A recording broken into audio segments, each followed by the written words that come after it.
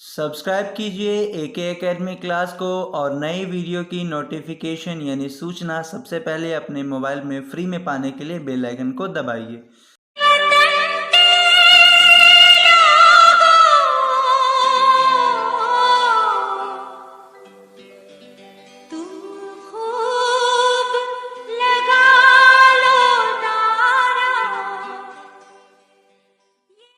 Friends, हमारे class का पहला क्वेश्चन है, कर्क रेखा भारत के कितने राज्यों से होकर गुजरती है।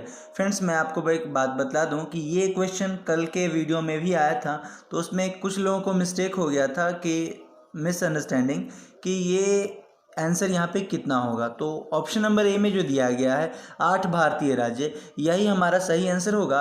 कर्क रेखा 8 भारतीय राज्यों से होकर गुजरती है और कर्क रेखा और मकर रेखा के बीच जो होती है रेखा उसे विषुवत रेखा भी कहते हैं, इसको भी ध्यान में रखना है। फ्रेंड्स, हमारा अगला सवाल है, किस देश का प्राचीन नाम पर्शिया है। ऑप्शन नंबर ए में दिया गया है ताइवान, या फिर ऑप्शन नंबर बी ईरान, या ऑप्शन नंबर सी इराक, या फिर ऑप्शन नंबर डी मलेशिया। तो फ्रेंड्स, कुछ समय है, आप सोच सकते हैं कि किसका आंसर क्या होगा। चलिए मैं बतला देता हूँ, इसका आंसर ईरान होगा। Option number B right answer होगा। और फ्रेंड्स, अगर आपको वीडियो पसंद आता है तो लाइक, सब्सक्राइब और शेयर ज़रूर करें। फ्रेंड्स, हमारा अगला सवाल है, वातावरण में सर्वाधिक मात्रा में पाई जाने वाली गैस कौन सी है। ऑप्शन नंबर ए कार्बन डाइऑक्साइड, या फिर ऑप्शन नंबर बी हीलियम, या फिर ऑप्शन नंबर सी नाइट्रोजन, या फिर ऑप्शन नंबर डी ऑक्सीजन। तो फ्रेंड्स, मैं आपको बतला दूं कि वातावरण यानी कि एटमॉस्फेयर इंग्लिश में जो कहते हैं, एटमॉस्फेयर कहते हैं, और ये इसमें जो गैस, ये गैसीय मिश्रण है, हमारा वातावरण गैसीय मिश्रण है, जिसमें सबसे अधिक मात्रा में जो पाया जाता है वो नाइट्रोजन गैस पाया जाता है, जिसकी प्रतिशत मात्रा अगर आपसे पूछा जाए तो कहेंगे 78% नाइट्रोजन गैस पाया जाता है। और फ्रेंड्स, ऑक्सीजन की बात अगर की जाए तो ये 20.95 या 20.95% होता है।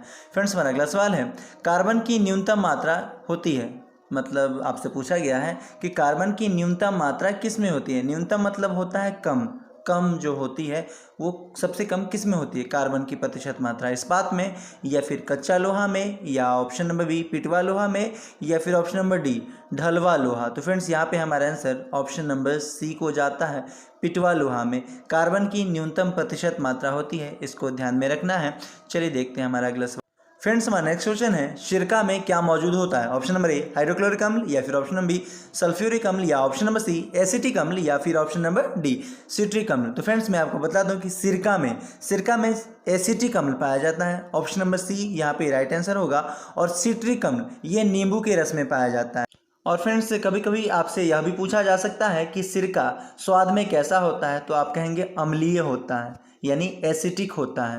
और फ्रेंड्स, कभी कभार अगर आपसे पूछे कि साइट्रिक अम्ल, जो सिट्रिक अम्ल ऑप्शन नंबर डी में जो दिया गया है, ये नींबू में तो पाया जाता है, लेकिन अगर नींबू यानी कि सिट्रिक अम्ल अधिक मात्रा में कहाँ से प्राप्त होता है ऐसा पूछा जाए तो आप कहेंगे आंवला। आपका आंसर आंवला होगा, यहाँ पे आपको ध्यान में रखना है।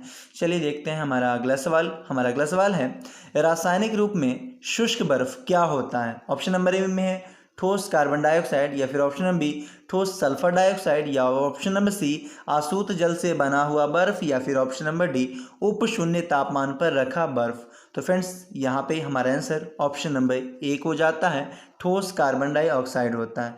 रासायनिक रूप से शुष्क बर्फ यानी कि जो जमा हुआ बर्फ होता है वो ठोस कार्बन डाइऑक्साइड कहलाता है। ऑप्शन नंबर ए यहाँ पे राइट आंसर होगा। और फ्रेंड्स, कहीं कहीं आपको यह भी लिखा हुआ दिख सकता है कि इसे यानी ठोस कार्बन डाइऑक्साइड को डाई आइस भी कहा जाता है।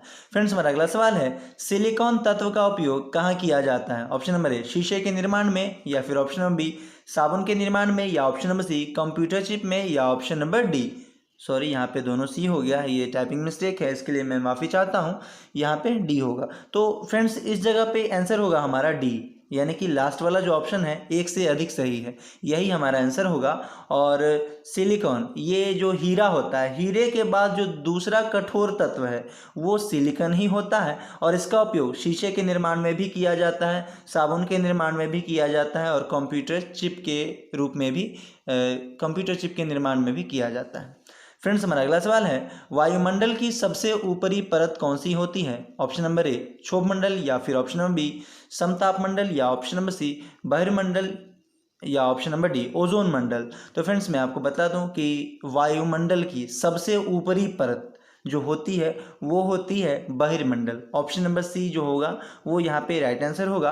और क्षोभ मंडल की बात करें तो क्षोभ मंडल में जितनी भी मौसमी घटनाएं होती हैं, आंधी आना, तूफान आना, बारिश आना, ये सारी घटनाएं क्षोभ मंडल में घटित होती हैं। और समताप मंडल की बात करें तो समताप मंडल में एरोप्लेन उड़ता है। चलिए फ्रेंड्स, देखते हैं हमारा अगला सवाल। पर्यावरण प्रदूषित करने वाली गैस कौन सी है? Option number A oxygen, option number B भाप, या फिर ऑप्शन नंबर सी नाइट्रोजन, या फिर option number D sulphur dioxide. तो फ्रेंड्स, यहाँ पे आपको बतलाना है कि हमारा जो वातावरण प्रदूषित होता है क्या इन चारों कारणों से होता है या फिर किसी एक कारणों से होता है। तो फ्रेंड्स, यहाँ पे हमारा आंसर ऑप्शन नंबर डी को जाता है, सल्फर डाइऑक्साइड। यही वातावरण को प्रदूषित करने वाली गैस है, बाकी सारी गैसें हमारी ज़रूरत की हैं। फ्रेंड्स, हमारा अगला सवाल है, दांत के शिखर एवं मध्य भाग में स्थित हिस्सा को क्या कहते हैं? यानी कि दांत का जो शिखर यानी सबसे ऊपर वाला भाग है और सबसे नीचे वाला भाग, उसके मिडिल वाले पार्ट को किस नाम से जाना जाता है? Option number A root canal, या फिर ऑप्शन नंबर बी मज्जा, या ऑप्शन नंबर सी ग्रीवा, या फिर ऑप्शन नंबर डी टेंडन। तो फ्रेंड्स, यहाँ पे हमारा आंसर ऑप्शन नंबर सी को जाता है, ग्रीवा कहते हैं। और फ्रेंड्स, जब ये क्वेश्चन दांत से है तो आप दांत से फिर रिमाइंड कर लीजिए कि दांत जो हमारे मनुष्य के शरीर में होता है वो 4 प्रकार का होता है, रदनक, चवर्णक, अग्रचवर्णक और कृदंत। इसको साथ में आपको ध्यान में रखना है, ये एक्स्ट्रा क्वेश्चन है। फ्रेंड्स, हमारा अगला सवाल है, उपराष्ट्रपति उच्च सदन का पदेन सभापति होता है, किस अनुच्छेद के तहत ऐसा प्रावधान है, ये आपको बतलाना है। ऑप्शन नंबर ए में दिया गया है अनुच्छेद 64, या फिर ऑप्शन नंबर बी अनुच्छेद 66, या फिर ऑप्शन नंबर सी अनुच्छेद 65, या ऑप्शन नंबर डी अनुच्छेद 63। तो फ्रेंड्स, मैं आपको बतला दूं कि उपराष्ट्रपति जो पद है ये अमेरिका के संविधान से लिया गया है। फर्स्ट क्वेश्चन ये हो गया। और इसका जो यहाँ पे पूछा गया है, इसको ऑप्शन नंबर ए जो दिया गया है अनुच्छेद 64, ये हमारा आंसर होगा। अनुच्छेद 64 के तहत उपराष्ट्रपति उच्च सदन का, यानी कि उच्च सदन मतलब राज्यसभा का पदेन सभापति होता है, इसको ध्यान में रखना है।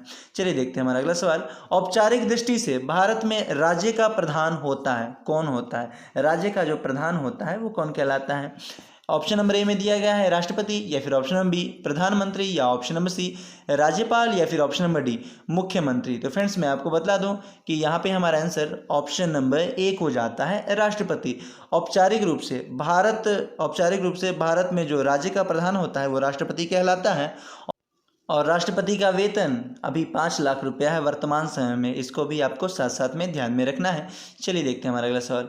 मुख्यमंत्री की नियुक्ति किसके द्वारा की जाती है? ऑप्शन नंबर ए राष्ट्रपति के द्वारा, या फिर ऑप्शन नंबर बी प्रधानमंत्री के द्वारा, या ऑप्शन नंबर सी राज्यपाल के द्वारा, या फिर ऑप्शन नंबर डी मुख्य न्यायाधीश के द्वारा। तो फ्रेंड्स, मैं आपको बतला दूं कि मुख्यमंत्री की नियुक्ति राज्यपाल करता है। ऑप्शन नंबर सी यहाँ पे राइट आंसर होगा। और राज्यपाल ये एक संवैधानिक प्रमुख के तौर पे काम करता है। जिस प्रकार से केंद्र सरकार की बात आती है तो राष्ट्रपति होता है, उसी प्रकार से यहाँ पे राज्य सरकार में राज्यपाल का नाम होता है। जिस तरह से राष्ट्रपति केंद्र में, उसी तरह से राज्यपाल राज्य के विशेष में होता है। इसको ध्यान में रखेंगे आप। चलिए देखते हैं हमारा अगला सवाल। फ्रेंड्स, हमारा अगला सवाल है, 12 जनवरी को क्या मनाया जाता है? ऑप्शन नंबर ए गुलाब दिवस, या फिर ऑप्शन नंबर बी राष्ट्रीय युवा दिवस, या ऑप्शन नंबर सी एड्स दिवस, या फिर ऑप्शन नंबर डी दिए गए में से कोई नहीं। तो फ्रेंड्स, 12 जनवरी को राष्ट्रीय युवा दिवस मनाया जाता है, यानी कि विवेकानंद की जन्मतिथि 12 जनवरी को मनाई जाती है। और एड्स दिवस ये 1 दिसंबर को मनाया जाता है, ऑप्शन नंबर सी। और गुलाब दिवस की बात करें तो ये 12 फरवरी गुलाब दिवस 12 फरवरी और 14 फरवरी को वैलेंटाइन डे मनाया जाता है। इसको ये एक्स्ट्रा पॉइंट है, याद में रखना है आपको। चलिए देखते हैं हमारा अगला सवाल। पौधे में वाष्पोत्सर्जन किस भाग से होता है? ऑप्शन नंबर ए रंध्र से, या फिर ऑप्शन नंबर बी क्लोरोफिल से, या ऑप्शन नंबर सी जड़ से, या ऑप्शन नंबर डी तना से, या फिर ऑप्शन नंबर ई एक से अधिक सही है। तो फ्रेंड्स, मैं आपको बता दूं कि पौधे में जो वाष्पोत्सर्जन होता है, यानी कि वेपोराइजेशन होता है, वो रंध्र से होता है। ऑप्शन नंबर ए यहाँ पे राइट आंसर होगा। और क्लोरोफिल के कारण पौधे में भोजन निर्माण का कार्य संपन्न होता है, सूर्य के प्रकाश और मिट्टी से खनिज लवण प्राप्त करके। और फ्रेंड्स, ये जो रंध्र है ये क्लोरोफिल यानी कि पत्तियों के अंदर ही छोटे छोटे स्पॉट होते हैं, छिद्र होते हैं, उसी को रंध्र कहा गया है, और जिसे कि स्टोमाटा इंग्लिश में कहते हैं। फ्रेंड्स, हमारा अगला सवाल है, पानी में वॉशिंग सोडा का घोल कहलाता है, यानी कि पानी में जो वॉशिंग सोडा हम घोल देते हैं उसे क्या कहते हैं? ऑप्शन नंबर ए क्षारीय, या फिर ऑप्शन नंबर बी उदासीन, या फिर ऑप्शन नंबर सी अम्लीय, या फिर ऑप्शन नंबर डी विरंजक। फ्रेंड्स यहाँ पे हमारा आंसर ऑप्शन नंबर 1 हो जाता है, क्षारीय। पानी में वाशिंग सोडा घोल कहलाता है, वाशिंग सोडा का घोल क्षारीय कहलाता है। Option number C right answer होगा। चलिए देखते हैं हमारा अगला सवाल। फ्रेंड्स अगर आपको वीडियो पसंद आ रहा हो तो लाइक, सब्सक्राइब और शेयर ज़रूर करें। देखते हैं हमारा अगला सवाल। भोजन पकाते समय अधिक नष्ट होने वाला पदार्थ क्या है? ऑप्शन नंबर ए में दिया गया है वसा, या फिर ऑप्शन नंबर बी प्रोटीन, या ऑप्शन नंबर सी कार्बोहाइड्रेट, या फिर ऑप्शन नंबर डी विटामिन। तो फ्रेंड्स मैं आपको बता दूं कि भोजन पकाते समय अधिक मात्रा में विटामिन नष्ट हो ऑप्शन नंबर डी विटामिन नष्ट होता है। और फ्रेंड्स वसा की बात करें तो आप जो जितने भी तैलीय पदार्थ होते हैं अगर अधिक मात्रा में खाते हैं तो वो हमारे शरीर में वसा का निर्माण करने का काम करता है। चलिए देखते हैं हमारा अगला सवाल। लोहे का सबसे प्रमुख स्रोत क्या है? ऑप्शन नंबर ए दूध, या फिर ऑप्शन नंबर बी हरी सब्जियां, या ऑप्शन नंबर सी पालक, या फिर ऑप्शन नंबर डी अंडा। तो फ्रेंड्स मैं आपको बता दूं कि लोहा हमारे शरीर को लोहा की भी ज़रूरत होती है और वो अधिक मात्रा में यहाँ पे ऑप्शन नंबर सी दिया गया है पालक। अगर पालक ना होता तो हम यहाँ पे आंसर हरी सब्जी मारते, यानी कि अभी अगर यहाँ पे पालक है तो हमारा आंसर पालक ही होगा, और अगर पालक नहीं होता तो हम हरी सब्जी आंसर देते। इसको आपको ध्यान में रखना है। और दूध का रंग उजला होता है कैसिन के कारण और पीला होता है कैरोटीन के कारण, इस बात को भी ध्यान में रखना है। फ्रेंड्स हमारा अगला सवाल है। आग लगने तथा फैलने की सबसे कम संभावना किस में होती है? ऑप्शन नंबर ए नायलॉन में, या फिर ऑप्शन नंबर बी टेलीकॉटन में, या फिर ऑप्शन नंबर सी सूती में, या फिर ऑप्शन नंबर डी पॉलिस्टर में। तो फ्रेंड्स आग जब लग जाता है तो अधिक जल्दी से फैलने का काम सूती नहीं करता है, यानी कि ऑप्शन नंबर सी यहाँ पे राइट आंसर होगा। यह पूछा गया है कम संभावना किस में होती है। फ्रेंड्स हमारा अगला सवाल है। फ्रिज में प्रशीतक का काम कौन करता है? यानी कि फ्रिज जो ठंडा होता है, फ्रिज में किसी भी पदार्थ को रख देते हैं तो ठंडा हो जाता है, वो उसमें कौन सहायक होता है? ऑप्शन नंबर ए कार्बन डाइऑक्साइड, या फिर ऑप्शन नंबर बी नाइट्रोजन, या फिर ऑप्शन नंबर सी अमोनिया, या फिर ऑप्शन नंबर डी शीतल जल। तो फ्रेंड्स यहाँ पे हमारा आंसर ऑप्शन नंबर सी को जाता है अमोनिया। अमोनिया द्रव का उपयोग फ्रिज में प्रशीतक के रूप में उपयोग किया जाता है। ऑप्शन नंबर सी यहाँ पे राइट आंसर होगा। फ्रेंड्स हमारा अगला सवाल है। राष्ट्रपति का पद किस देश से लिया गया है?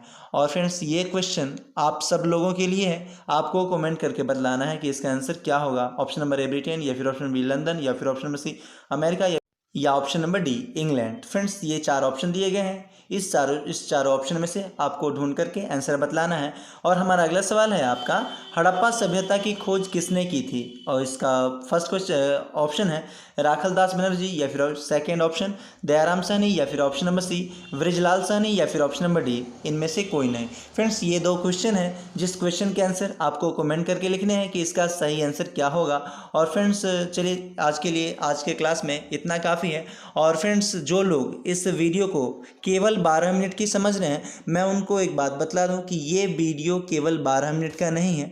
आप इस 12 मिनट के वीडियो से 50 क्वेश्चन सीख रहे हैं। आपका विश्वास अगर ना हो तो आप इस वीडियो में बताए गए सारे क्वेश्चन को लिखिए, एक कॉपी लीजिए, उस कॉपी पे क्वेश्चन को लिखिए, आपको पता चल जाएगा कि आप कितने क्वेश्चन 10 मिनट में कर पा रहे हो। चलिए फ्रेंड्स मिलते हैं नेक्स्ट वीडियो में इसी तरह के इंटरेस्टिंग क्वेश्चन के साथ। तब तक के लिए जय हिंद, जय भारत, जय AK अकेडमी। और फ्रेंड्स मैं एक बात और कहना चाहूँगा, सभी लोग अटेंडेंस के तौर पे उपस्थिति जय हिंद कह के ज़रूर लिखेंगे।